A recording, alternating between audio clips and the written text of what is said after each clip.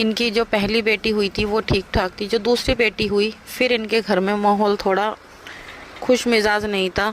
सबको मतलब सबके चेहरे का रंग फीका पड़ गया था। और इनकी जो दूसरी लड़की हुई थी वो ख़त्म हो चुकी थी। फिर इनको फिर से एक और लड़की हुई, वो भी ख़त्म हो गई। फिर इनको दोबारा लड़की हुई, वो भी ख़त्म हो गई। ऐसे करते करते दोस्तों इनको 10 लड़की पैदा हुई। जी हाँ दोस्तों, इनको 10 लड़कियां हुई और इनके जो घर वाले हैं वो इनको ताना मारने लगे कि तेरे को तो बस लड़कियां ही लड़कियां हो रही हैं, तू तो कभी बेटे को जन्म दे ही नहीं सकती, तू तो बस लड़कियां ही पैदा करेगी। उनकी सासू माँ कहती थी तू तो मेरे बेटे पे बोझ बढ़ा रही है, मेरे बेटे को बोझ के तले दबा रही है। ना जाने कितनी तरह तरह की बातें इनको सुनने को मिलती थी। और इनकी 10 बेटियों के बाद इनकी 4 बेटी ख़त्म हो चुकी, वो सॉरी 6 बेटियां इनकी ख़त्म हो चुकी थी। 6 में से 4 बेटी इनकी जिंदा हैं। ये बताती हैं कि ये श्याम बाबा को पहले जानती नहीं थी। जब इनकी 6 बेटियां ख़त्म हो गई और 4 बेटियां बची थी, उसके बाद किसी ने इनको श्याम बाबा के बारे में बताया। उन्होंने इनसे कहा कि तुम बिल्कुल चिंता मत करो, तुम एक बार श्याम बाबा के दर्शन करके आओ, श्याम बाबा की कृपा से सब कुछ अच्छा होगा और तुम्हें बेटा भी होगा। उन्होंने कहा ठीक है। उन्होंने बात मानकर वो खाटू श्याम दरबार चली गई।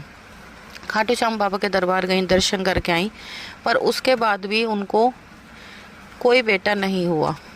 उन्हें करीब करीब श्याम बाबा से जुड़े हुए 3 से 4 साल बीत चुके थे, पर उनके जब भी कोई बेटा नहीं हुआ था। वो बहुत ज़्यादा परेशान थी, वो बहुत रोती थी। श्याम बाबा से कहती थी बाबा मेरी इतनी परीक्षा मत लो, मैं बहुत परेशान हूँ, मैं पहले से ही बाबा हारी पड़ी हूँ, मैं टूटी पड़ी हूँ। बाबा मेरे को प्लीज़ बाबा मेरी परीक्षा मत लो, मुझे एक बेटा दे दो, मेरी बेटियों को एक भाई दे दो बाबा। इस तरह से वो श्याम बाबा से प्रार्थना कर रही थी।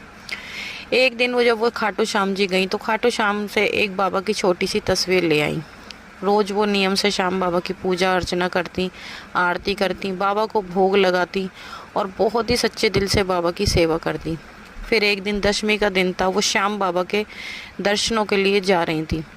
जब वो बाबा श्याम के दर्शनों के लिए जा रही थी तो वो कहती हैं कि मैं बस का वेट कर रही थी, तो वहीं पर एक बहुत बड़ा ट्रक आ रहा था ईंटों से लदा हुआ, जिसमें करीब 3 से 4 हज़ार ईंट होंगी।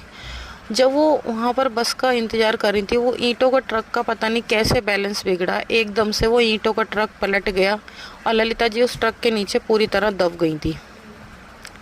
उस टाइम वो अपनी बेटी के साथ जा रही थी और वो पूरी तरह सारी ईंटें उनके ऊपर गिर चुकी। ललिता जी दिखाई भी नहीं दे रही थी।